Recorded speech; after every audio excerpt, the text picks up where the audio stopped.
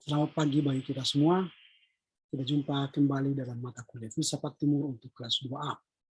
Kiranya pembahasan kita hari ini akan semakin mematangkan pemikiran kita bagaimana berfilsafat di Indonesia, khususnya di Timur.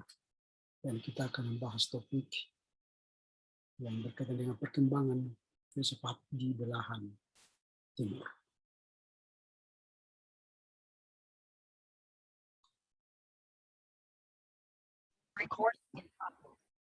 Selamat pagi semua. Selamat pagi, Pak. Selamat pagi, Pak. Mana kabar? Sehat-sehat? Pagi, Pak. Semoga semua sehat-sehat ya. Selamat pagi, Pak. Selamat pagi. Amin, Pak. Pak.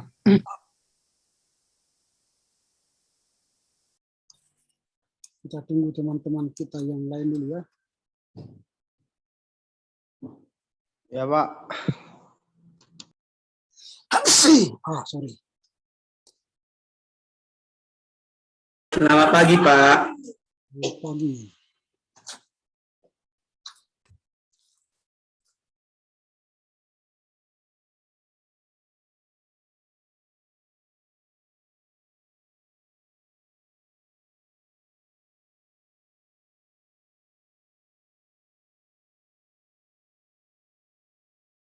Bagaimana kabar Bapak? Sehat? Ya, sehat. Selamat pagi, Pak. Ya, selamat pagi.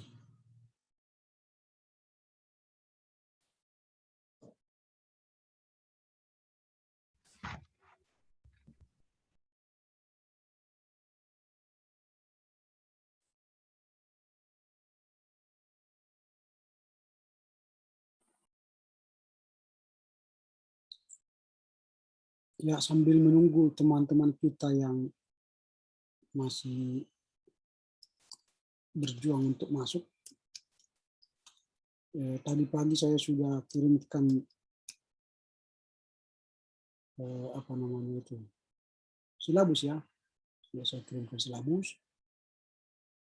Tentu ada yang nama-namanya belum ada. Tadi sudah saya masukkan ya. Saya sudah masukkan. Dan kalau misalnya masih ada yang belum masuk, silakan dikasih tahu supaya kita memasukkannya.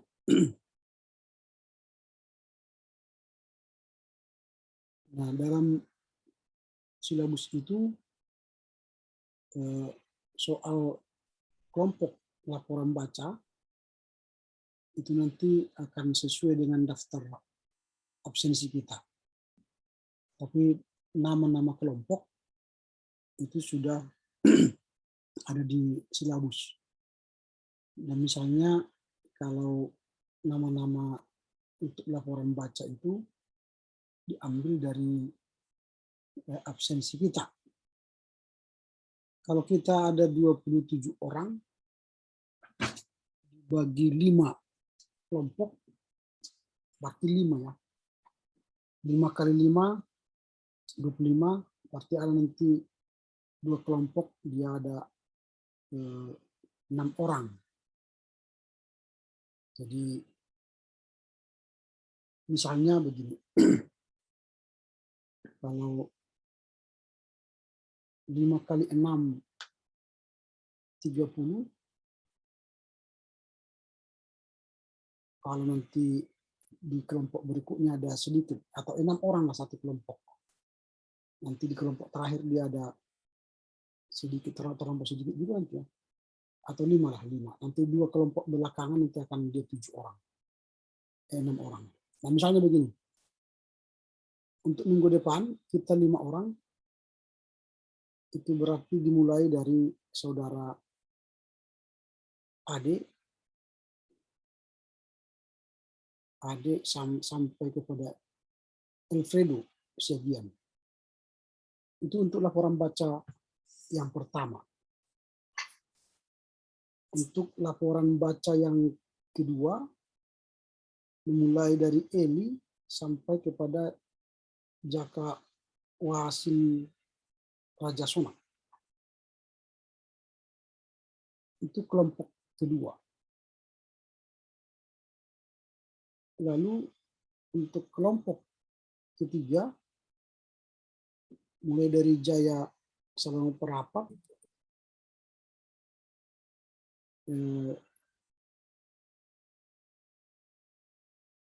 sampai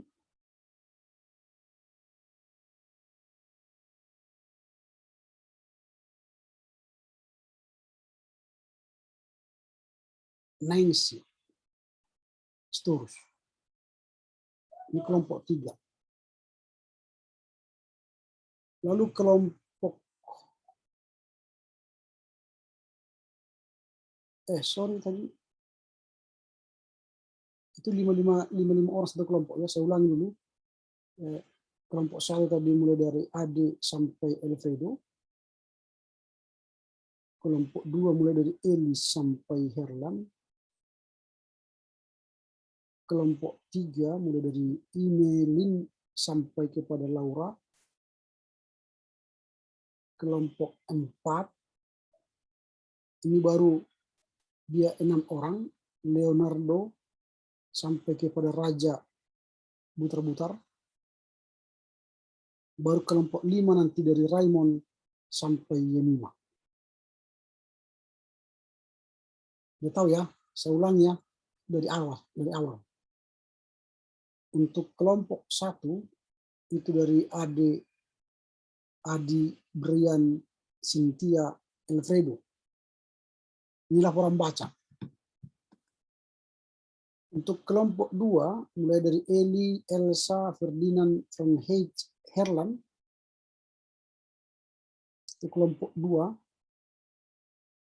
Kelompok 3 mulai dari Imelin, Jakawasin, Jaya, Kelvin, Laura. Ini kelompok 3. Kelompok 4 dia 6 orang nanti mulai dari Leonardo, Marel, Nancy, Pajamak, Adela, dan Raja Butar-Butar. Baru kelompok terakhir, kelompok 5 mulai dari Raymond, Septia, Servina, Turma, Widya sampai Yemima 9. Jadi kita ada 27 orang.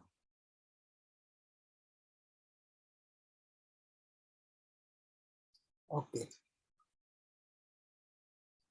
Baik. Itu pembagian kelompok untuk laporan baca. Kalau untuk tugas kelompok itu sudah ada di silabus.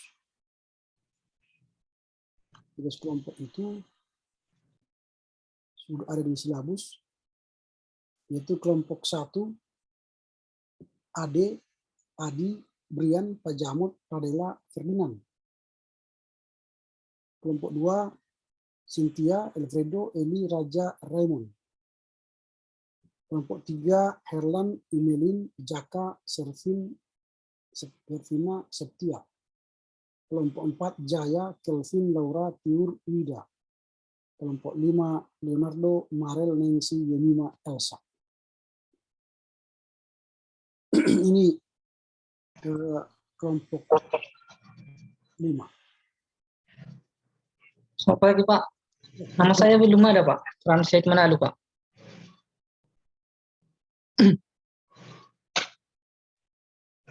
Gimana? Ya.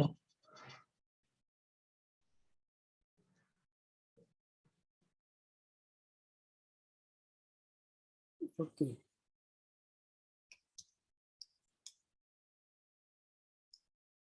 Berarti kamu kemarin tidak ikut apa ya? Kuliah umum. Tidak ikut ya? Ikut. Hah? Ikut, Pak. Ikut. Kenapa tidak ada namamu di apa itu di absensi itu? Enggak kau tulis ya? Saya tulis, Pak. Oh gitu.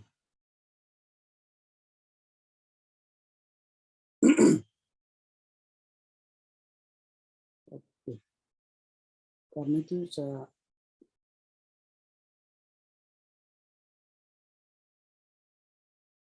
coba ini saya lihat ya.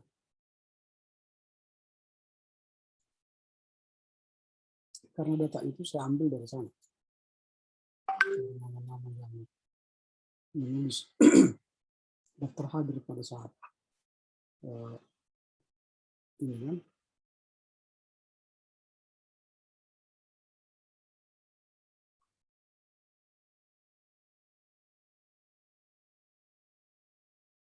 Oh, ada ini.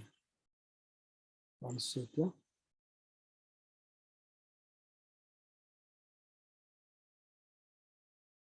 Oke. Ada lagi nama yang tidak disebut di nama-nama kelompok ini? Sudah lengkap ya? Nah, baik. Silakan Komti berdoa sebelum kita mulai ibadah kuliah. Baik Pak, untuk yang membawa doa kita, saya minta kepada Tiur Buru Bukit yang membawakan doa kita. Silakan Tiur. Oke, baik. Sekarang mari kita satukan hati kita berdoa. Terima kasih Tuhan, terima kasih Yesus. Tiada hentinya kami mengucap syukur kepadamu Bapa, di mana telah pada hari ini Engkau masih memberkati kami hingga saat ini. Bapa, sebentar lagi kami ingin memulai perkuliahan kami, berkati kami, berikan kami kepintaran Bapa, agar kami bisa mengerti apa yang dijelaskan oleh Bapak dosen kami. Inilah doa anak-Mu, dalam nama Yesus kami berdoa. Amin. Amin. Oke. Saya akan bacakan daftar nama kita yang hadir saat ini. Eli, Ferdinand, Tiur, Pak Jamot, Elsa, Jaya, Leonardo, Marel, Raja, Ade, Adi, Brian, Cynthia, Alfredo, Frans, Herlan, Imelin, Jaka, Kelvin, Laura, Nancy, Radella, Raymond, Setia, Servina, Ida, Yemima. Jadi kita hadir ada 27 orang, dan itu berarti kita hadir semua. Oke, sebelum saya membahas topik kita hari ini, saya menjelaskan silabus yang baru saya kirimkan tadi. Minggu depan kita akan masuk pada laporan baca, dan laporan baca itu diambil dari buku atau artikel yang saya kirimkan. Untuk laporan baca 1 yang kelompok A atau namanya A, kelompok 2 nanti B, kelompok 3 C, kelompok 4 D, kelompok 5 D. Artinya laporan baca 1 itu yang bacaan A, laporan baca 2 yang nomor B, laporan baca 3 C, laporan baca 4 D, laporan baca 5 D. Silakan baca.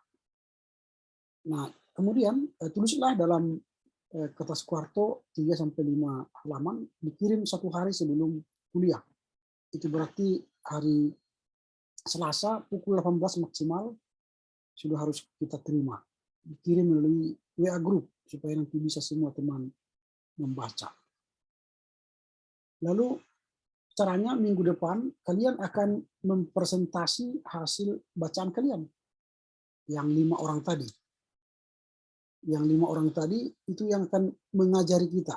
Artinya mereka yang akan memberikan kita ceramah atau pengajaran yang berkaitan dengan topik filsafat India. Mereka berlima ini. Jadi kita dalam metode belajar itu kan tidak ansih dosen saja yang mengajar. Tapi dalam proses pembelajaran di perkuliahan itu mahasiswa dilibatkan dalam mengajar. Jadi yang menjadi dosen kita minggu depan ialah Ade, Adi, Brian, Cynthia, Alfredo. Akan mengajar kita dengan topik filsafat India. Jadi besok itu ya sampaikan apa yang kamu tahu sehingga kita mengerti mahasiswa-mahasiswa yang ada di kelas. Jadi jangan terkesan kau membaca apa yang kau tulis, tetapi ajarlah peserta kelas itu untuk membaca, mengetahui apa itu sebenarnya filsafat India. Gitu ya. Waktunya 5 menit satu orang. 5 kali 5 berarti 25 menit. Sisanya nanti kita akan berdiskusi. Dalam diskusi yang kita bangun minggu depan jangan kita berdiskusi secara destruktif, menghancurkannya. Nah, artinya kita mencari-cari kesalahan teman. Bukan begitu. Dalam berteologi tidak hendak mencari kesalahan orang. Berteologi atau berfilsafat adalah hendak membangun ilmu, membangun pemikiran, membangun idea-idea yang akan menolong kita nanti kelak dalam melayani. Jadi kalau di kampus kita sudah terbangun dalam rangka menjatuhkan orang, mengkritik orang dengan mencari kesalahan-kesalahan, nanti di jemaat pun saudara-saudara akan terbangun polanya seperti ini. Ketika ada orang hendak mencalon dalam sesuatu hal, cari kesalahannya. Ketika orang berkualitas, cari kesalahannya. Itu tidak baik. Tetapi kita harus membangun diskusi yang konstruktif, membangun. Ketika teman-teman kita menyampaikan ide-ide yang berkaitan dengan filsafat India misalnya, informasi yang dia berikan belum sempurna, kita yang tahu memberitahu, menambah. Itu sebab nanti kalian pun harus baca buku itu supaya kalian bisa berdialog, berdiskusi. Intinya pertemuan kita itu ialah membangun kerjasama. Yang melaporkan memberikan informasi pengajaran, lalu yang kita yang mendengar menambah apa yang kurang dari sajian mereka. Jadi bukan mengkritik mereka. Halaman sekian, apa artinya ini? Mengapa ini? Nah, itu bukan pembangunan dialog yang baik. Jadi harus membangun ya. Jadi makanya kalian baca supaya jangan asal bunyi besok. Diskusinya membangun. Begitu ya soal laporan baca. Sehingga nanti di antara kita bukan lagi berpikir menjatuhkan, tapi di antara kita berpikir saling membangun. Oke. Begitu ya. Sekarang kita akan masuk pada topik yang akan kita diskusikan. Sebentar saya share dulu ya.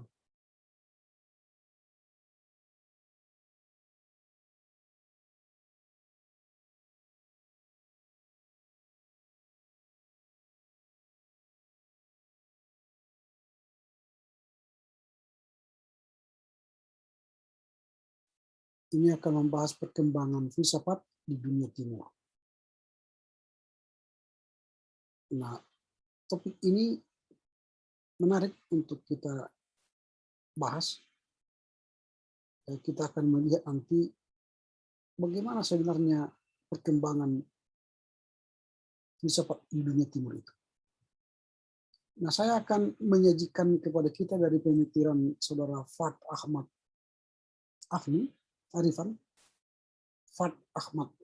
Arifan yang membahas tentang perkembangan filsafat di belahan dunia timur. Menurut Arifan, kiblat ilmu filsafat tidak hanya mengacu ke dunia barat. Itu pendapat beliau. Jadi filsafat itu tidak hanya berkiblat ke barat, tapi harus juga berkiblat ke timur. Jadi filsafat itu juga ada di timur, itu dia maksudkan. Bahkan dia berpendapat filsafat di dunia timur itu terlebih dahulu punya tradisi filsafat.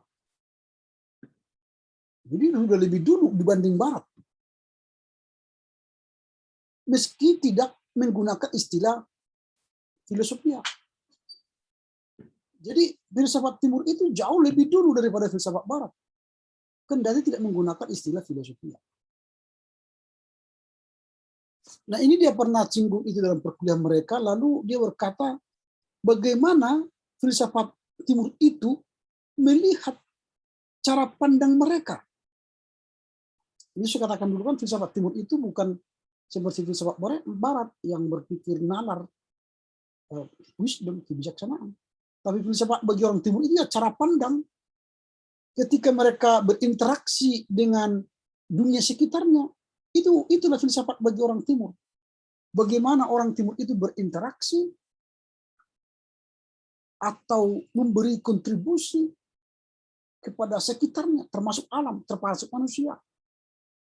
Itulah filsafat. Cara pandang orang Timur itu terhadap alam, terhadap manusia, terhadap yang ilahi, itulah filsafat. Nah, makanya dia bilang filsafat itu selalu berpangkal pada pandangan religius dan moral, etis, serta pola tingkah laku orang Timur itu sendiri. Jadi dari sanalah filsafat orang Timur itu tumbuh dan berada pada pandangan-pandangan religius, moral, etis, dan pola tingkah orang Timur itu sendiri. Ini menarik supaya kalian terbuka wawasan berpikirnya bahwa berfilsafat itu tidak hanya orang Barat yang punya filsafat. Kita pun orang Timur ini punya filsafat, tapi dari cara pandang yang berbeda. Kalau orang Barat itu berpandangan dari nalar, logika, maka kita pangkal dari filsafat itu ialah pandangan hidup kita tentang religius, moral, etis, dan pola tingkah laku kita. Itulah filsafat itu bagi orang Timur. Jadi pandangan hidup kita. Nah, dalam pembahasan kali ini, Fat Ahmad Arifan akan membahas beberapa filsafat di Timur. Mulai dari filsafat Cina, kemudian nanti dia akan membahas filsafat Indonesia, yaitu filsafat Jawa, filsafat Batak, dan Madura. Mengapa yang tiga ini diangkat, Jawa, Batak, Madura? Karena alasannya ketiga suku ini yang dominan di negeri ini, artinya di Indonesia, yang gemar merantau dan sangat kuat menjunjung tinggi filsafat hidupnya. Nah, makanya diambil tiga contoh itu. Nah, sekarang kita mulai melihat filsafat Cina.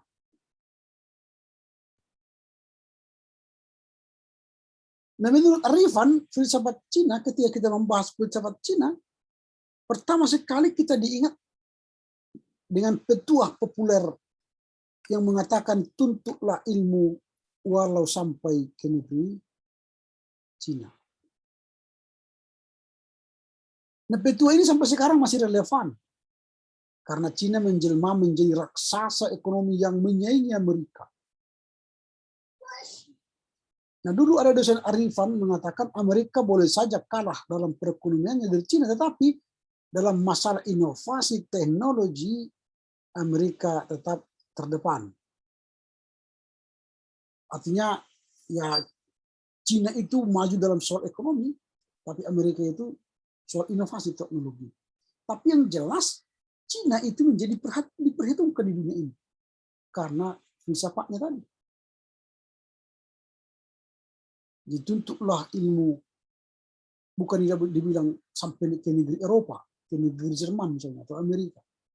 Tapi dituntutlah ilmu sampai ke negeri Cina.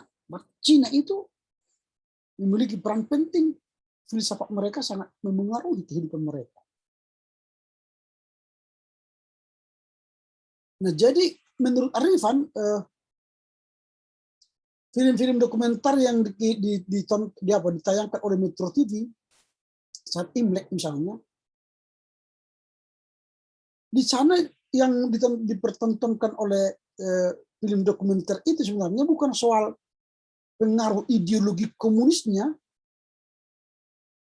tetapi rakyat dari Cina itu menjalankan ajaran Konfusius dalam aktivitas mereka sehari-hari. Itu yang paling ditonjolkan. Jadi ajaran Konfusius itu benar-benar mereka hidupi. Nah, ajaran Konfusius itu sendiri itu berasal dari seorang pengajar Konghucu atau dengan nama dia Konfusius, diyakini sebagai salah satu filosof terbesar di dataran Cina. Nah, selain Konghucu nanti ada lagi Lao Tao, Lao Chu, dia ahli perang Shu. Nah, Arifan tidak akan membahas soal Konfusius dan filosof-filosof lainnya, tetapi dia akan membahas posisi filsafat di Cina. Bagaimana filsafat itu di Cina? Apakah dihargai apa tidak? Nah, menurut Arifan, filsafat di Cina itu sangat dihargai. Mereka memberi perhatian bagi filsafat dalam pendidikan. Nah, misalnya dalam pendidikan anak-anak di Cina, sedari kecil telah diperkenalkan dengan buku-buku Konfusius. Sedari kecil. Mereka sudah diperkenalkan dengan filsafat-filsafat. Tapi kalau kita sampai SMA pun kita tidak pernah belajar filsafat. Baru kita belajar filsafat setelah kuliah. Bagi mereka yang punya kesempatan kuliah. Bahkan kita sendiri di teologi hanya belajar 4 SKS. Filsafat barat dan filsafat timur, 2 SKS, 4 SKS. Artinya kita ini tidak diajar menjadi seorang filsuf. Kita hanya ditekankan menjadi seorang teolog. Padahal bagi orang Cina, semakin tinggi nilai-nilai filosofi seseorang, maka nilai religiusitas mereka akan semakin tinggi.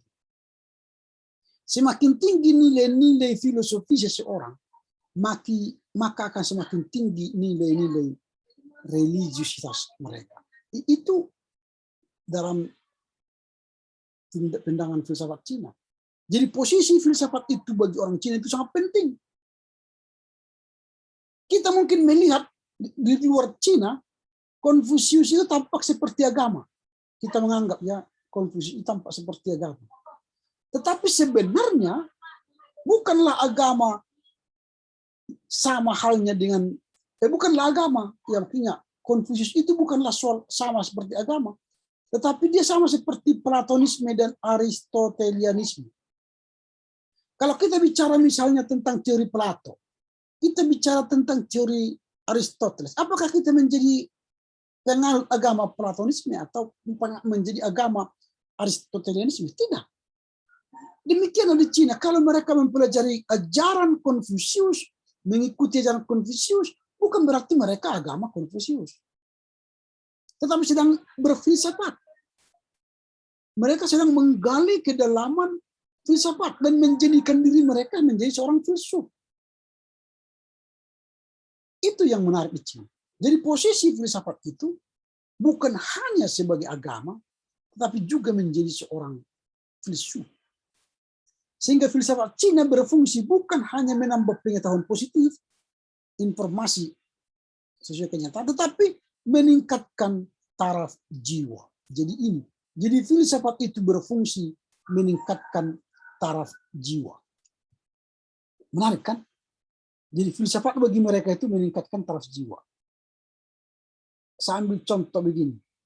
Kalau kalian nanti bisa menangkap apa arti dari perkataan ini. Bagi gue, sorga itu belum kelar. Ngapain mengurus nerakamu? Apa artinya ini? Bagi gue, sorga itu belum kelar. Ngapain mengurusi nerakamu? Apa arti filsafat itu? Ada yang mencoba memberi respon? Ya Pak, Ada yang bisa memberi respon? Apa artinya perkataan itu? Bagi gue, surga itu belum kelar. Ngapain mengurus nerakamu? Ayo, ada yang mau menanggapi itu? Itu kata-kata filsafat. Sulit ya dimengerti. Itu sudah bahasa gaul. Nah, artinya bagi orang Cina, kata-kata itu akan membuat jiwa mereka semakin bernilai, berharkat. Jadi kalau dia berkata, bagi gue surga itu belum kelar, ngapain ngurus neraka? Artinya kalau saya ini belum saya tahu pasti apakah saya ini masuk surga, ngapain saya mengurus kejahatanmu, dosa-dosamu? Kubereskanlah diriku dulu. Kalau aku ini sudah penghuni surga, lalu sudah benar-benar penghuni surga, barulah kuurusi kesalahanmu. Tapi kita sekarang, ya semua diurusi punya orang. Seolah-olah dia sudah masuk surga. Kan itu kan. Padahal dia pun bobroknya. Nah, kalau sama bobroknya sama kita, ngapain ngurusi neraka orang? Kan itu kan. Tapi memang kita tidak sadar bahwa kita ini penghuni surga yang tinggal di bumi. Benar enggak? Kita ini penghuni surga yang tinggal di bumi. Setelah kita mengaku percaya, waktu kalian dulu CD, konfirmasi ya, aku percaya kepada Allah Bapa, kepada Yesus, kepada Roh Kudus. Sejak itu kalian kan sudah penghuni surga. Bahkan sejak baptisan pun sudah kalian penghuni surga. Tapi masih tinggal di bumi. Berarti kalau kalian merasa penghuni surga yang sudah tinggal di bumi, maka sikap, perkataan, tingkah, laku kalian pun harus seperti penghuni surga. Kalau kalian bertindak seperti penghuni surga yang tinggal di bumi, maka ada banyak orang yang melihat perkataan, sikap, tingkah laku kalian, jiwa kalian seperti memang orang surgawi, maka banyak orang akan ikut kita, ikut iman kita, ikut Tuhan kita. Tapi persoalannya ialah kita mengaku penghuni surga yang tinggal di dunia, tapi perkataan kita, sikap kita, karakter kita ialah penghuni neraka yang tinggal di bumi. Itu yang terjadi. Kita mengaku pengikut Kristus, seharusnya berkata kasih, bertindak kasih, saling memberi, saling menolong, tapi kenyataannya perkataan kalian menyakitkan, tindakan kalian menyakitkan, sikap kalian, karakter kalian pun menyakitkan. Itu kan penghuni neraka yang tinggal di bumi. Mengaku pengikut Kristus, tapi tindakannya pengikut setan. Mengaku hari Minggu dipenuhi Roh Kudus, tapi Senin sampai Sabtu dipenuhi Roh Kudus. Ini yang terjadi kan. Kita hanya penghuni surga saat di gerejanya. Kalau di gereja, ya Tuhan, benar Tuhan. Oh. Pulang dari gereja kita ini, aduh, seperti kerasukan setan. Perkataannya, sikapnya, apa kau? Kurang ajar kau, gitu kan? Itukah penghuni surga yang tinggal di bumi atau penghuni neraka yang sedang di bumi? Jawablah, apa kalian sebenarnya apa identitas kalian? Penghuni surga yang tinggal di bumi atau penghuni neraka yang tinggal di bumi? Makanya neraka itu pasti kan, surga perjuangan. Neraka itu pasti, Bung. Tapi surga itu berjuanglah melawan keinginan dagingmu, keinginan hatimu. Nah, itu filsafat Cina. Jadi mereka itu setiap hari belajar filsafat untuk menjadikan jiwanya semakin bagus. Kita belajar agama, belajar teologi membuat jiwamu makin bagus enggak?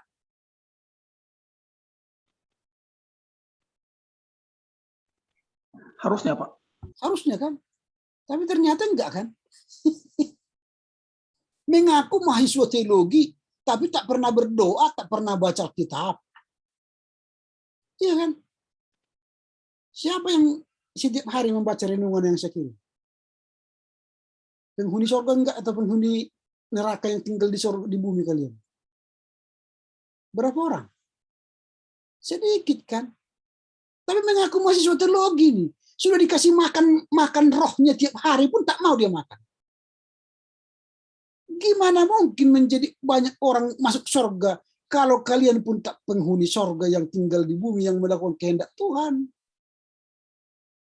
Hanya label mahasiswa teologi, isinya mahasiswa, ya nggak tahu lah mahasiswa apa.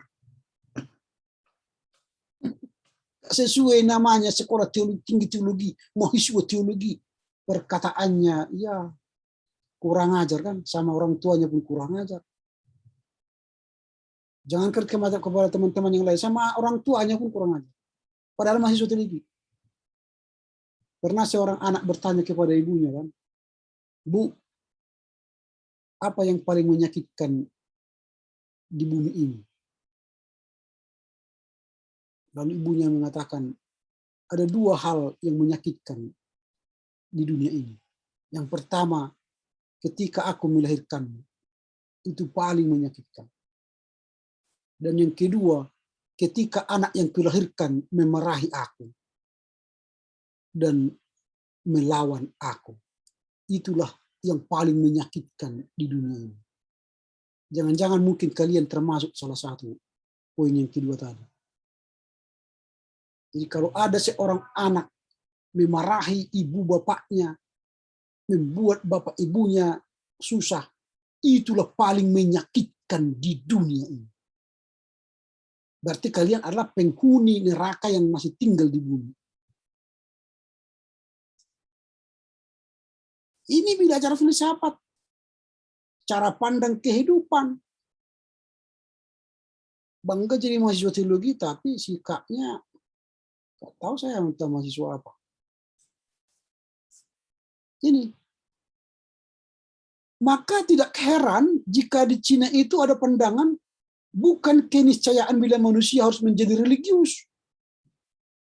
Mereka itu makin hari makin religius ketika belajar filsafat. Kita makin hari belajar agama, makin kesetanan. Bedanya. Makin sering ke gereja, makin sering berdoa, tapi sikapnya makin kesetanan. Enggak religius. Aneh kan? Kalau orang Cina itu belajar filsafat supaya semakin religius. Itu yang menarik dari filsafat Cina ini. Namun kemudian mereka juga tidak terpungkiri kalau mereka sudah religius, mereka akan menjadi filosofis. Karena ia filosofis, maka ia akan mendapat berkah tertinggi dari agama. Semakin filosofis, maka dia akan makin mendapatkan berkah tertinggi dari agama. Jadi kita memang Indonesia ini negara beragama, bukan negara yang religius. Beda ya. Negara beragama itu, ya banyak agama, tapi tingkah lakunya tidak religius. Mana yang penting, beragama atau religius? Menurut kalian mana yang penting? Beragama atau religius? Keduanya, Pak. Nggak bisa. Religius, Pak. Religius, Pak. Religius. Bagus. Kalau orang religius, agama itu tak penting bagi dia. Tapi kalau sudah religius, pasti beragamanya tinggi. Itu biasanya. Orang yang religius, misalnya begini. Tiba ujian semester atau ujian tengah semester, orang yang religius tidak akan mau mengopek. Tidak mau mencontek. Itu orang religius. Pasti tidak mau. Itu orang religius. Tapi sudah di sekolah teologi pun, kalian tidak religius. Di mana lagi mengajar orang religius? Masih mau menyontek, masih mau plagiat kan? Aneh, berarti kalian manusia beragama aja, nggak religius. Orang yang religius itu mengikuti ajaran yang diimaninya. Itu religius. Orang yang mengikuti ajaran yang diimaninya, itulah religius. Kita ini hanya sekedar percaya, tanda petik, hanya sekedar percaya Yesus, tapi tidak mengikuti ajaran Yesus. Maka kalian hanya manusia beragama, bukan manusia yang religius. Percaya Yesus sih, ya, tapi bohong tingkat tingginya luar biasa. Di mana Nina? Wah, sedang di kampus, Ma. Wah, padahal dia sedang di kafe. Mana mungkin orang religius seperti itu? Sesuai mulut dan perkataannya. Loh, sekarang mulai berpikir, kamu religius atau beragama? Mulai sadar ya, nggak tahu dia religius atau agama. Ya punya agama. Di KTP apa agamamu apa? Agama Kristen. Ikut Yesus nggak tahu katanya. Karena tindakannya nggak religius. Penghuni neraka yang masih tinggal di bumi kok. Ini. Jadi mulailah orang-orang berfilsafat itu lebih religius loh. Daripada kalian yang mengaku sekolah teologi. Ini tantangan ini. Mengapa kalian belajar filsafat? Supaya kalian semakin berreligius. Karena agama mungkin gagal membuat orang religius. Lalu harus filsafat. Membuat orang semakin religius. Semoga lah nanti dengan setelah tamat filsafat timur ini kalian semakin manusia baru kan. Semakin punya cara pandang, berpikir yang makin sadar. Kita ini penghuni sorga yang tinggal di bumi, yang akan memengaruhi bumi ini supaya bumi ini pun ikut Kristus. Bukan kalian yang mengikut dunia. Kan? Ini menarik. Filsafat Cina ini menarik. Maka orang Cina ini memang luar biasa. Lalu bagi orang filsafat Cina, mereka tidak begitu penting epistemologi. Misalnya, apakah meja yang saya lihat ini adalah sekedar ilusi atau sekedar gagasan? Apakah ini betul-betul ada? Bagi mereka tidak perlu epistemologi. Ada tidak ada meja di hadapan saya, tapi saya bertindak religius. Itu. Jadi mereka tidak penting memikirkan epistemologi itu. Itu filsafat Cina. Tetapi yang penting bagaimana mereka memiliki nilai-nilai filosofi dan nilai-nilai religi. Makanya kalau mereka berbisnis kan luar biasa filosofi mereka. Karena mereka religius. Tidak ada istilah mau mencuri. Kan? Tidak mau mengambil keuntungan yang bukan keuntungannya. Untung sedikit tapi berjalan lancar kan. Kalau kita untung sekali banyak tapi mandek bertahun-tahun kan. Dia jual sabun. Kalau orang Cina ambil 500 peraknya, tapi sabunnya terus banyak dibeli orang. Kita jual sabun, sekali jual dibuatnya melapak, harganya tinggi. Besoknya tak ada orang datang sampai tahun bertahun-tahun tak ada orang datang. Sampai sabunnya pun expire date. Nah kan itu cara berpikir. Jadi ambil untung sebesar-besarnya. Itu berarti kan nilai religiusnya mana? Mereka tidak ambil untung sedikit tapi banyak kawan, tapi hidup berjalan terus. Religius bukan? Kalau kita yang tidak bisa sekali pukul mati semua. Mana nilai kekristenannya mengasihi, menolong? Gak ada. Mereka lebih mengikuti ajaran Kristus loh. Walaupun mereka masih agama Konghucu kan. Kita mengaku pengikut Kristus, tindakan kita berdagang ya barbar. Iya kan? Manis katanya. Ya, padahal setelah sampai di rumah masam semua. sekilo. Kalau kau tambahilah ini agak hangat ini, lebih memang 1 ons dibuatnya. Timba sampai di rumah 9 ons. Di timbangannya 1 kilo 1 ons. Tiba di rumah 9 ons. Orang tua on katanya kan. Ya, sama kau katanya. Murah lah sama kau. Korting lah ya. Sama kau 100.000 katanya. Jadi pindah kita tetangga sebelah. Dijual 75.000.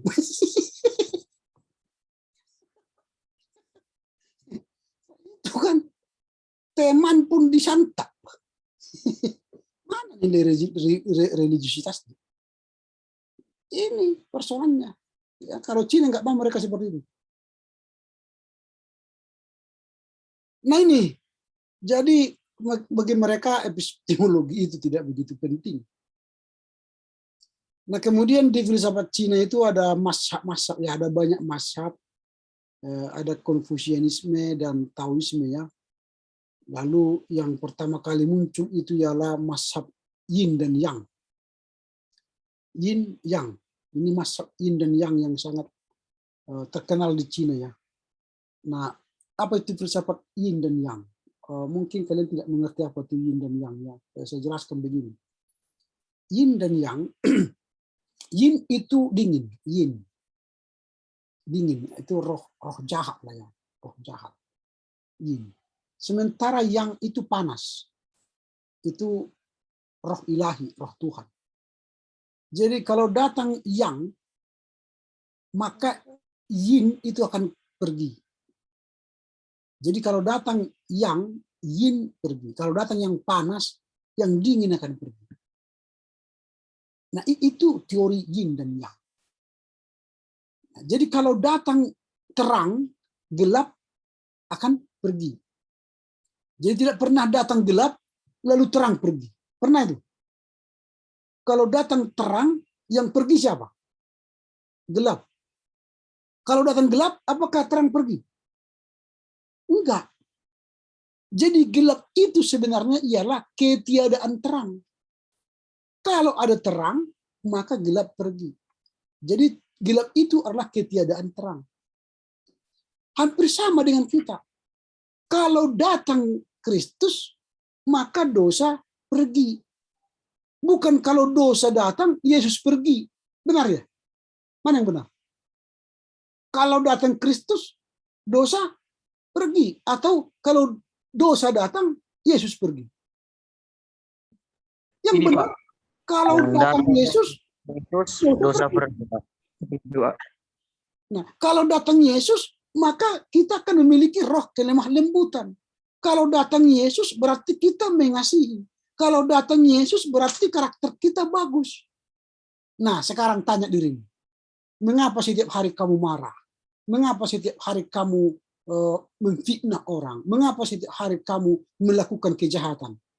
Itu karena Yesus yang pergi atau ketiadaan Yesus di hatimu? Kejadian itu, Pak. Berarti kalian ini banyak sekali ketiadaan Yesus. Kan itu persoalannya. Tidak ada Yesus di hatimu, tapi mengaku Yesus ada di kau pengikut Yesus, tapi Yesus tiada di hatimu. Maka engkau sering marah, engkau sering menggosip orang, engkau sering memarahi orang tuamu, engkau sering bolos kuliah. Berarti ketiadaan Yesus di hatimu. Itu teori Yin dan Yang. Maka senantiasa hadirkanlah Yesus di hatimu, di tindakanmu, di perkataanmu. Caranya bagaimana? Tidak ada cara lain. Baca firman Tuhan, renungkan. Kalau nggak pernah kau renungkan, gimana caranya masuk Yesus? Emangnya bim salabim? Jadi selama kamu tidak menggumuli firman Tuhan setiap hari, tidak membaca renungan, jangan harap kegelapan pergi dari hatimu, pikiranmu, perkataanmu. Nggak mungkin. Nggak mungkin, bro. Kamu yang masih gelap, bro. Masih dihantui kegelapan. Tapi jika kegelapan itu pergi, datangkanlah Kristus ke hatimu. Itu sederhana kan, bro? Itu teori Yin dan Yang. Tapi kalau memang kalian tidak mau, gelaplah terus pikiranmu, gelaplah terus perkataanmu. Hanya disuruh orang tua, Ade, tolong dulu belikan telur. Apa? Aku sedang kuliah, aku mak. Kau aja yang pergi. Ya, itu yin atau yang? Yin. Makanya jin-jinan kalian terus. Karena nggak ada yang di hatimu, nggak ada Kristus di hatimu. Karena sekolah teologi nggak boleh suruh lagi. Aku lagi persiapan khotbah, aku mak. Wah, emangnya kalau persiapan khotbah nggak bisa disuruh mama kita, bapak kita? Jangan anggap kamu ini sekolah teologi, kamulah seperti segalanya kan? Enggak dong. Di atas langit masih ada langit kan? Itu. Jadi belajar filsafat itu membuat kita semakin religius. Nah ini yin dan yang. Nah, masih banyak lagi masak-masak di Cina. Ada masak jucia, masak mocha, masak mincha, masak facha, macam-macam lah. Kecuali kuitiau ya. Itu kan mie goreng gitu. Jadi capcay nanti. Enak lah itu ya. Oke, itu filsafat Cina. Ada pertanyaan sampai sini dulu soal filsafat Cina? Ada yang mau bertanya? Saya, Silakan. Pak. Tadi kan Pak bilang bahwasannya orang Cina itu mempunyai filsafat dan mereka mempelajari filsafat setiap hari sehingga mereka itu maju. Jadi Pak, kalau kita membalikkan ke orang Indonesia, filsafat seperti apa yang mungkin cocok seperti untuk kita agar kita juga bisa maju, Pak? Seperti mereka. Nah, sebenarnya tadi saya sudah katakan bahwa nanti juga akan kita pelajari ke bawah ya, bahwa filsafat timur itu kan cara pandang. Cara pandang kita hidup. Nanti baik filsafat Batak, filsafat Jawa, filsafat Madura itu kan punya cara pandang hidup. Persoalannya cara pandang hidup itu sekarang tidak kita teruskan lagi kepada anak-anak. Karena apa? Sudah datang ini si headpot ini kan baru usia 1 tahun 2 tahun sudah dikasih handphone ke tangannya. Game. Yang nggak ada lagi filsafat hidup diajarkan kepada anak-anak. Sudah masuk game. Game itu kan menghancurkan. Yang penting bagi dia matikan musuhnya, matikan, tembak, matikan, tembak. Bapaknya pun ditembaknya dan mamanya pun tendangnya. Karena bagi dia siapa yang melawan dia matikan. Itu yang terbangun dalam pikirannya. Siapa yang menyakiti dia matikan. Toh nanti hidupnya itu pikirnya. Kalau di game itu kan kalau musuh itu mati tembak hidup lagi, di restart. Dia pikir manusia ini bisa di restart. Udah mati, restart lagi hidup. Memangnya bisa? Manusia ini sekali mati, bro. Kalau udah mati ya mati dikubur. Nggak bisa lagi di restart, hidup lagi. Nggak bisa. Tapi bagi mereka sekarang, siapa yang menyakiti dia, matikan. Suruhlah dia misalnya, cuci piring lu dek. Mau nggak langsung mengerjakannya? Enggak, 10 kali baru sampai ke otaknya.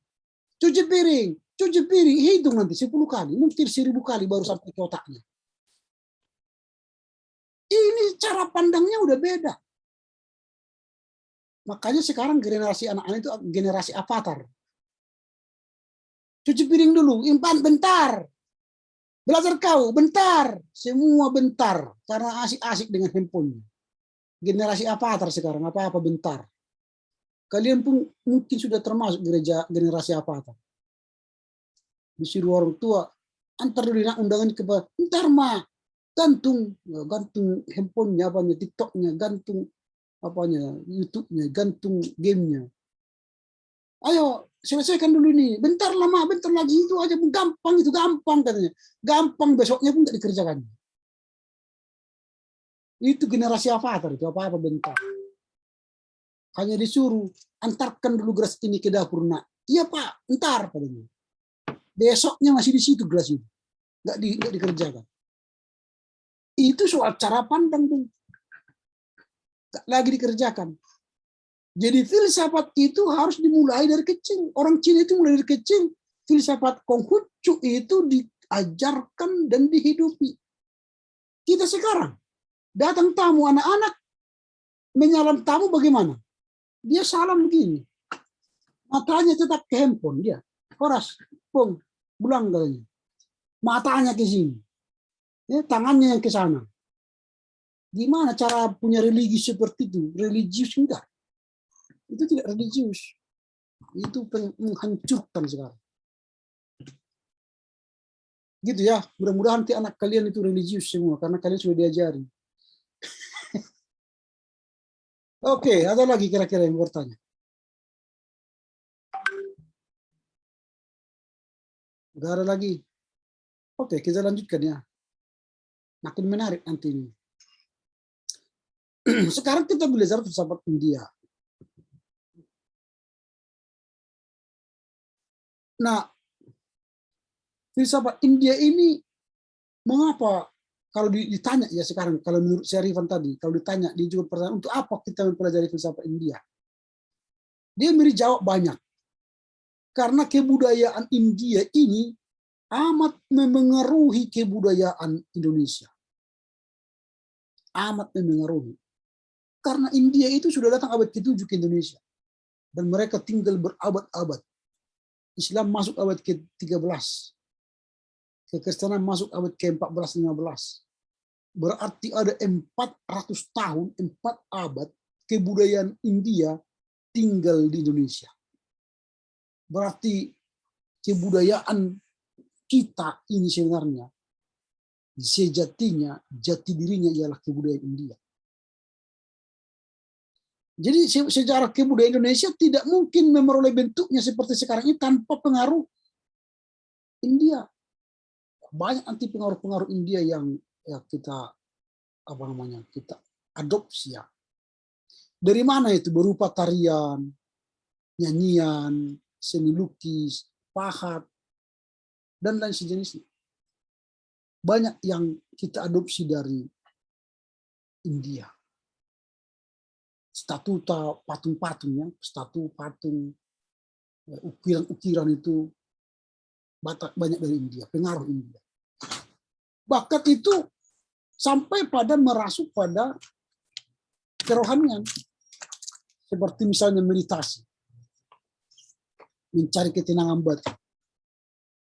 Mungkin kalian sekarang karena belum masuk asrama ya, kalau biasanya masuk asrama itu pagi-pagi berdoa, malam berdoa. Lalu sekarang mungkin sudah bisa dilaksanakan ya, pagi-pagi berdoa, malam berdoa ya, sekarang secara virtual ya.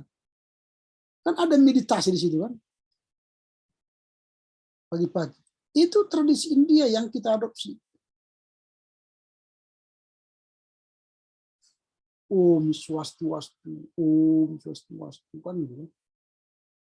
Kita bermeditasi. Menghening, merenung di saat tidur. Itu bentuk dari pengaruh India. Dan masih banyak tentu yang tidak bisa kita ulas di sini. Kan? Nah, filsafat India sama seperti filsafat Barat meliputi cara kerja akal nalar, pengertian manusia, logika, etika, dan teori metafisis. Hampir sama dengan cara pemikiran filsafat Barat misalnya. Kalau di dunia Barat diberikan penekanan pada informasi, tapi kalau dalam filsafat India yang ditekankan adalah pada transformasi. Perubahan manusia yang berubah. Renovasi pemahaman, transformasi diri dan sebagainya. Karena kan mereka memahami bahwa manusia ini pada kehidupan berikutnya akan berubah sesuai dengan tindak dan amalnya. Kalau dia baik, maka dia akan bisa nanti meningkat menjadi malaikat. Baik lagi, meningkat lagi, sampai nanti kepada nirwana, ke surga. Kalau dia jahat, berbuat curang, berdosa, melakukan kejahatan, dari manusia bisa nanti berubah jadi sungkokong. Dari monyet, jadi babi, jadi kucing, dari kupu-kupu, dari ular, tergantung kejahatan kita. Tapi kalau semakin baik, maka dia akan berubah pada manusia yang lebih baik. Pada tingkatan-tingkatan berikutnya. Sampai nanti dia ke nirwana. Jadi pendekatan filsafat India itu ialah soal transformasi. Bukan seperti Barat. Kalau Barat kan informasi yang ditekankan. Kalau filsafat India itu pada transformasi. Nah di India itu punya banyak filsafat. Ada filsafat tentang sukses, kenikmatan, baru ada filsafat tentang kewajiban, keabadian, dan filsafat agama Buddha. Dan agama Buddha ini atau filsafat India ini kan sangat menghargai alam ya, bahkan hewan. Maka mereka juga tidak mau memakan daging sapi karena mereka menganggap itu hewan yang suci. Gitu ya. Jadi memang orang-orang India ini sangat menghargai alam, menghargai tradisi-tradisi dan sebagainya. Ajaran mereka terkenal dengan ada 4. Nanti pada sisi-sisi berikutnya kan kita akan mendalami juga filsafat India. Ya tidak akan mungkin bahas secara mendalam. Ini hanya sebagai pengantar-pengantar umum ini. Ada 4 ajaran mereka. Yang pertama itu ada pengakuan adanya zat mutlak atau filsafat Weda, di mana semua manusia ini atau ciptaan Tuhan ini adalah zat mutlak. Jadi tidak bisa disangkal lagi.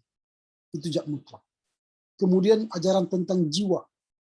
Jiwa itu juga ada yang diberi nama Atman atau Purusa.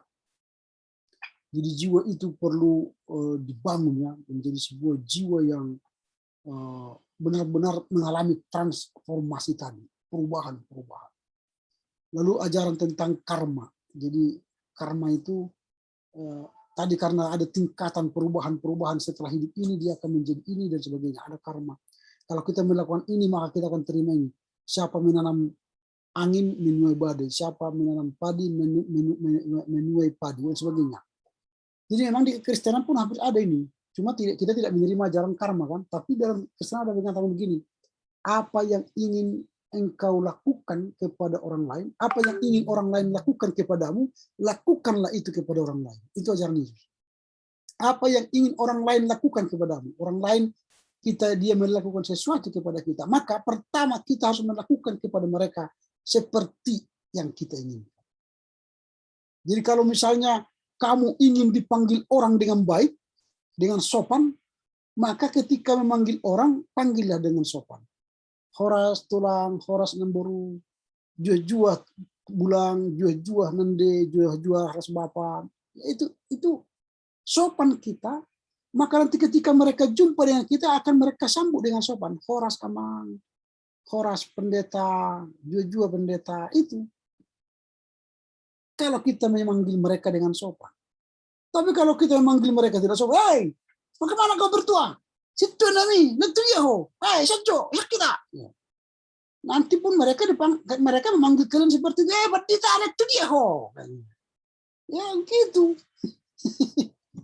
Jadi kalau kau misalnya ingin dihormati, hormati orang. Tapi kalau kau memang menjadi ya tidak dihormati, ya siapalah orang dengan cara yang vulgar, dengan cara preman kan. Maka nanti kau pun dipanggil seperti itu. Wey, itu dia ho pendeta. Waduh. Itu. Makanya ini karma kan. Jadi memang ya di kita tidak karma namanya, tapi itu kan hukum timbal balik ya. Hukum timbal balik. Nah ini di mereka ada hukum karma. Kemudian ada ajaran tentang pelepasan dan pembebasan. Nah ini filsafat Jawa, filsafat India. Ada banyak nanti pasti tentu minggu depan kita akan belajar lagi filsafat India dari laporan-laporan baca yang disampaikan teman-teman. Kemudian kita akan masuk pada pandangan filsafat Jawa. Apa itu yang disampaikan dengan filsafat Jawa? Nah, menurut Arifan, filsafat Jawa itu penting kita pelajari. Mengapa? Karena ada beberapa faktor yang membuat kita perlu mempelajari filsafat Jawa. Karena jumlah orang Jawa itu lebih banyak di Indonesia. Banyak sekali. Di mana-mana ada orang Jawa. Mulai dari Sabang sampai Merauke. Apalagi dulu dengan adanya program transmigrasi kan. Itu kan termasuk sebenarnya tanda petik Jawanisasi. Semua dari Jawa ditransmigrasi ke Papua, ke Sumatera, ke Kalimantan, ke Sulawesi, dikirim semua orang Jawa ini, transmigrasi. Itu program Soeharto dulu. Sehingga di mana-mana ada orang Jawa. Jadi kalau ingin menguasai Indonesia, belajarlah bahasa Jawa. Itu saja, cukup. Nanti kamu tidak akan tersesat. Di mana-mana pasti ada orang Jawa. Itu, jadi itu yang pertama. Mengapa kita perlu mempelajari filsafat orang Jawa itu? Karena memang mereka banyak di Indonesia. Bahkan yang kedua, pemikiran cendekiawan suku Jawa diadopsi sebagai slogan pendidikan, yaitu apa yang disampaikan oleh Ki Hajar Dewantara dengan Tut Wuri Handayani. Tut Wuri Handayani ini kan di belakang menjadi gembala, di depan menjadi guru, dan artinya dia menjadi pengayom ya, pada Tut Wuri Handayani. Bahkan selain itu menurut Arifan tadi dalam perpolitikannya ada aturan tak tertulis sebenarnya presiden itu harus beragama Islam dan bersuku Jawa. Maka mulai Presiden Soekarno, Soeharto, itu kan OO gitu ya, Yudhoyono, baru Joko Widodo. Tapi ada juga yang tidak dari Jawa kan, Habibie tidak Jawa. Dan tidak ada O-nya, Habibie O, enggak ada kan. Habibie-nya.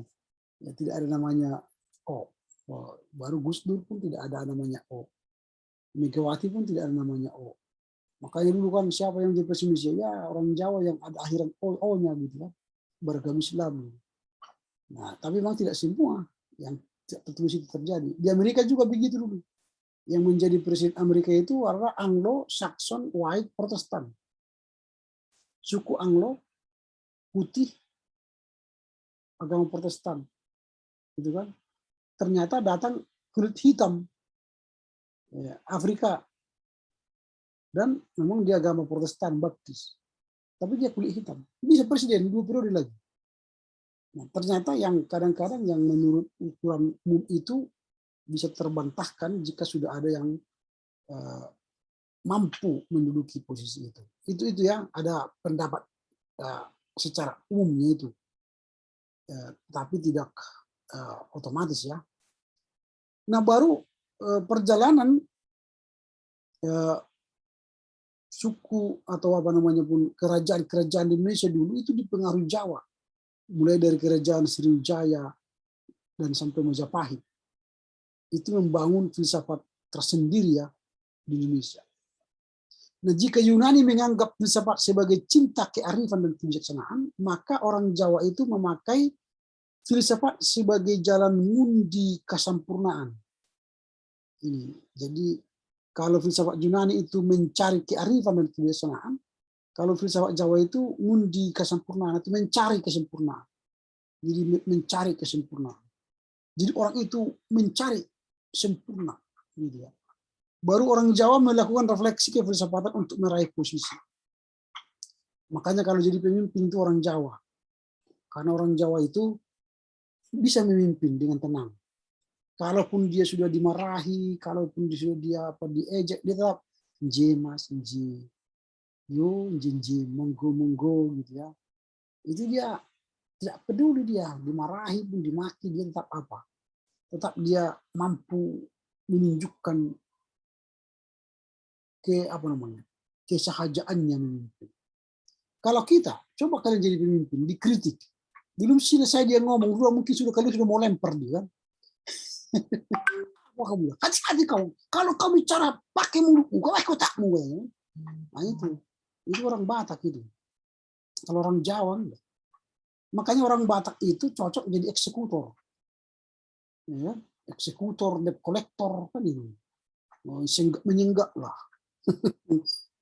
Kalau tidak kebayar hari ini, sita lah itu kan. Itu apa namanya? Eksekutor kita ini cocok. Memang tampilan kita pun memang cocok eksekutor, pengacara kan. Nah, itu pengacara. Itu. Jadi orang Jawa itu posisi itu sangat penting karena memang mereka bisa mengayomi ya, mengayomi dari apa? Dari tutur kata, sikapnya. Kita nggak bisa kita menutupi gundah gulana hati kita. Apa yang ada di sini langsung tampil.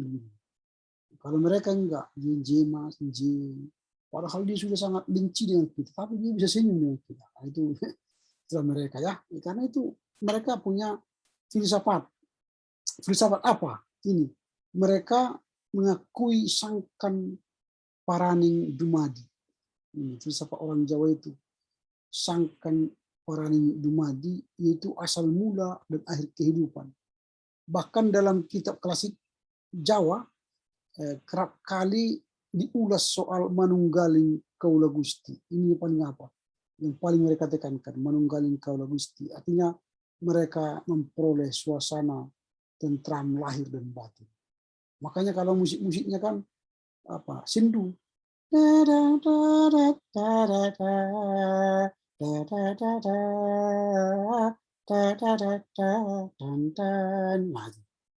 kalau musik kita apa lagi bergerak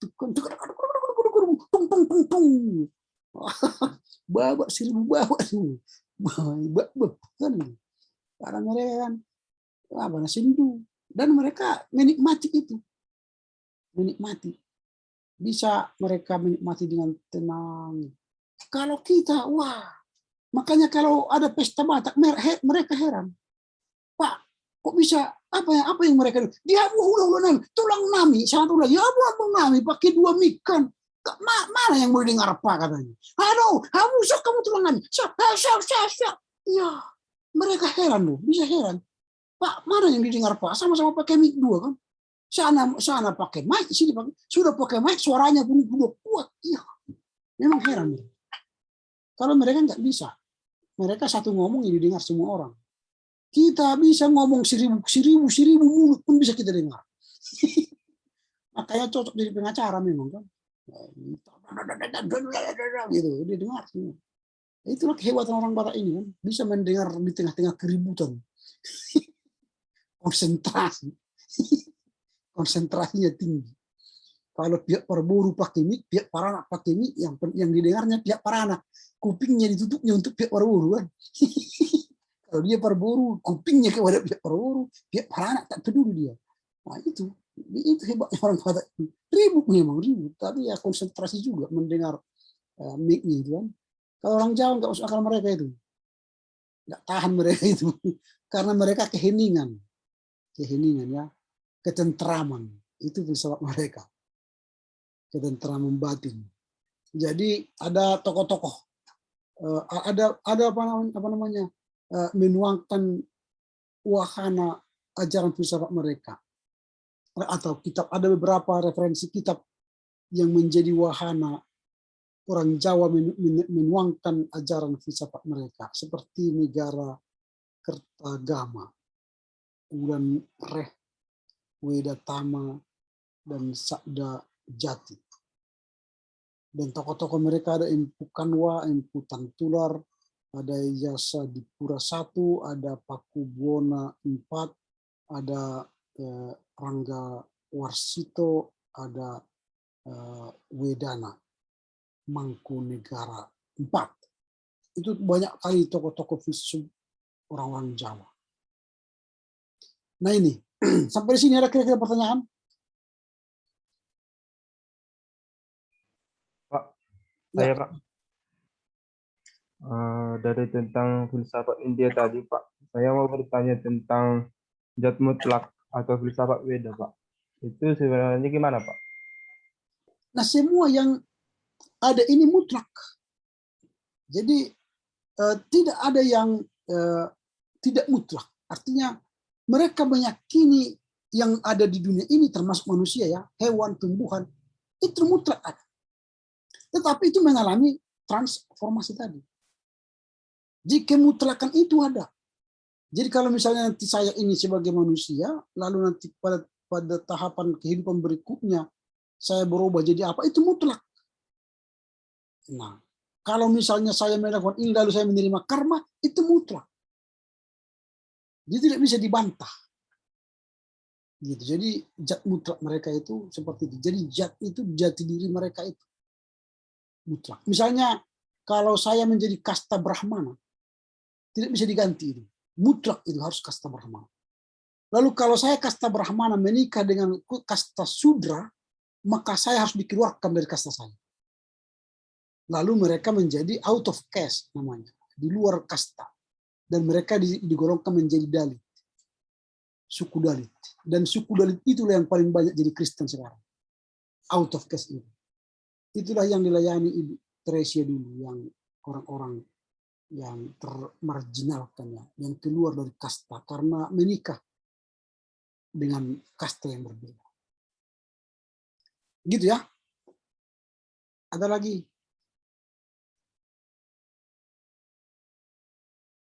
Tidak ada yang bertanya? Oke, saya lanjutkan. Kalau tidak ada yang bertanya, nah sekarang kita akan belajar filsafat Batak.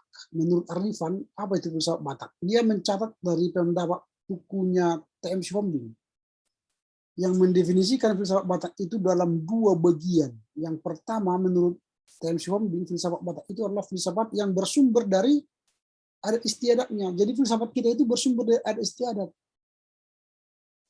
Karena ada dari Tolu, maka adat istiadat kita bisa berjalan dengan baik. Jadi adat istiadat kita itu diikat oleh kekeluargaan. Kalau menikah misalnya, harus banyak orang yang dilibatkan dalam pernikahan. Kalau masuk rumah, kalau melahirkan, kalau pesta apapun, banyak orang yang dilibatkan. Jadi pandangan filsafat orang Batak itu terlihat dari adat istiadat. Yang kedua, menurut Sihombing yang diikuti Arifan tadi, tentang Hatta. Jadi orang Batak itu punya filsafat tentang etika bertamu, etika mencari jodoh, etika hubungan berfamili, etika memberi marga, etika mengandung, itu meratap maksudnya, meratap ya, dan sebagainya. Makanya orang Batak itu kalau bertamu ada istilahnya kan paramakso habalunon pertataring soetopan persakalan sumahian. Artinya tungkunya tidak pernah mati untuk memasak baik teh dan nasi, memasak daging, tikarnya tidak pernah digulung karena tamunya tetap datang, dan kemudian telanannya terus tidak pernah kering karena terus mempersiapkan daging, ikan dan sebagainya untuk dimakan. Nah ini filsafat bertamu. Kalau filsafat mencari jodoh, ada tidak boleh yang ini, yang bisa marburu tulang dan sebagainya. Berfamili, setiap bertemu orang Batak tanya marganya apa, cari hubungannya. Sampai kalaupun tidak ada hubungan lagi, opukku tulaku nggak ada hubungannya, pasti nanti kita bersaudara dalam Kristus katanya. Punya hubungan kan? Itulah hubungan terakhir kan, tidak ada lagi bertemunya lagi, entah tulangnya, opungnya dan sebagainya, ya kita saudara dalam Kristus katanya. Pokoknya cari alasan bertemu. Lalu ketemu orang Batak itu kan selalu pertanyaan pertama kan, udah makan kau? Itu kan, itu tradisi bertamu. Udah makan kau? Belum kan? Makan kita, cari BPK atau sang-sang di mana kan?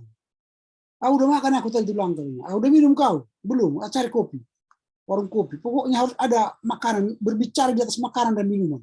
Kalau tidak ada makanan dan minuman nanti loya berbicara kan. Jadi orang Batak itu makan di atas, berbicara di atas makanan. Harus benar-benar perut itu kenyang, baru ngomong pun lancar kan. Itu etika bertamu. Tapi beberapa suku kan kita sudah ngomong setahun 2 jam 3 jam nggak ada keluar makanan apa-apa kan. Ya. Keluar makanan.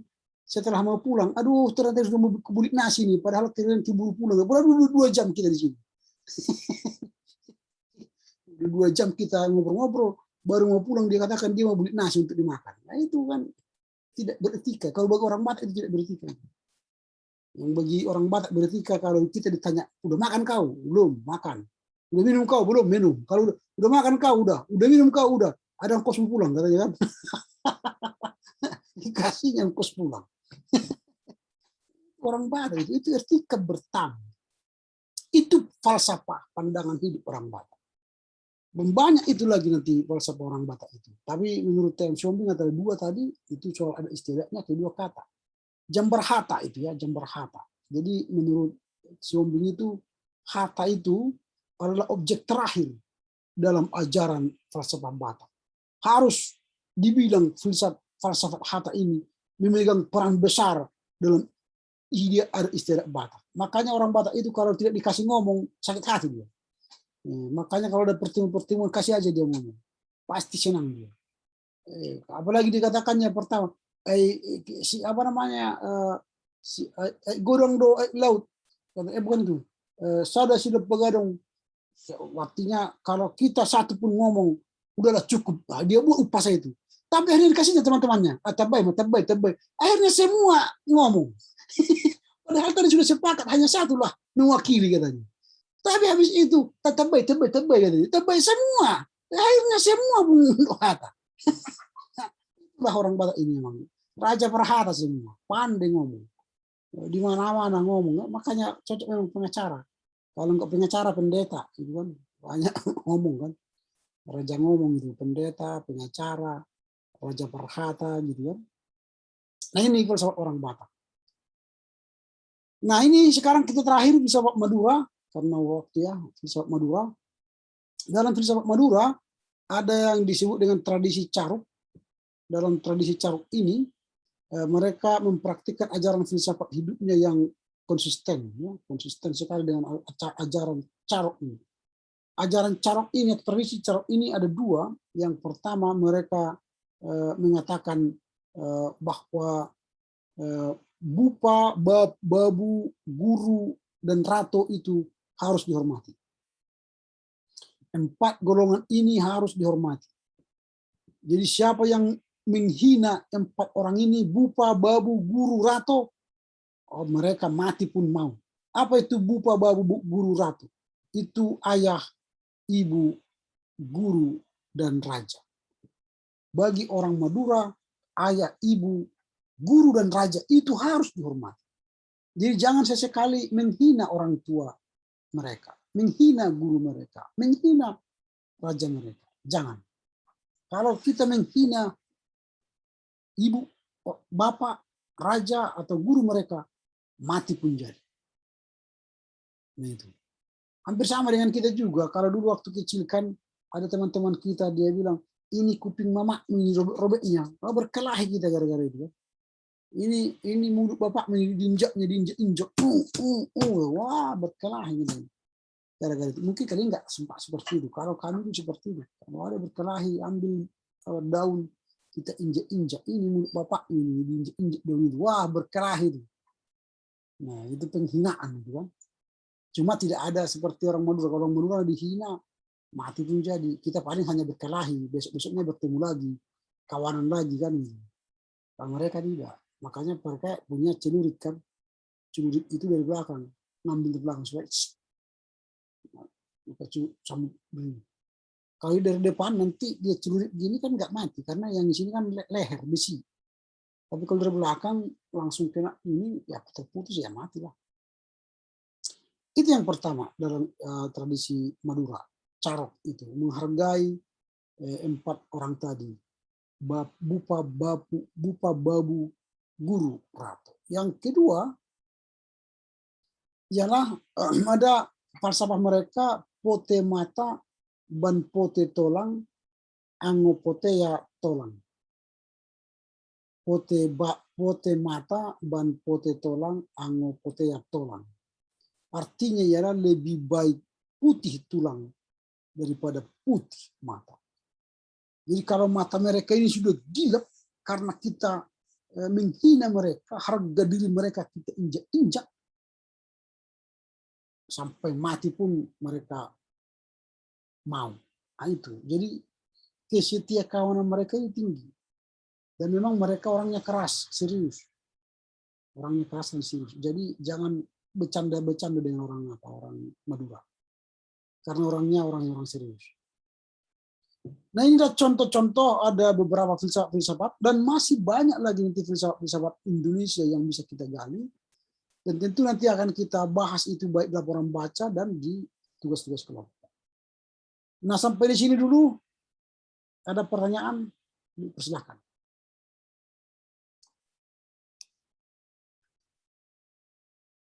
Kalau tidak ada pertanyaan, maka kita akan akhiri perkuliahan kita.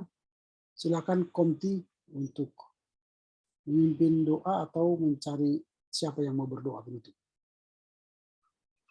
Baik Pak, untuk yang menutup ibadah kita, saya minta kepada Saudara Pak Jamot, kita sulit membawakan doa kita. Silakan kepada Bang Pajamot. Baik, untuk mengakhiri perkuliahan kita, mari kita bersatu dalam doa. Terima kasih Tuhan atas berkat-Mu kepada kami di satu hari ini. Ya Tuhan, kami telah mengakhiri perkuliahan kami. Sedikit banyaknya yang telah dosen kami sampaikan kepada kami. Yang Bapak dosen kami sampaikan kepada kami, kiranya jadikanlah itu menjadi sebuah pedoman bagi kehidupan kami. Banyak dosa yang kami perbuat setiap hari yang kami sengaja tidak. Kiranya ampunkanlah agar jangan terlambat negeri yang Bapak sampai kepada kami. Termasuk nakal doa kami ini, nama Yesus Kristus kami berdoa kepadamu.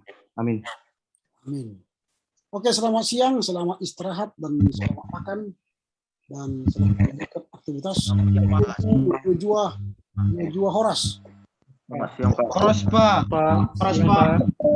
Pak.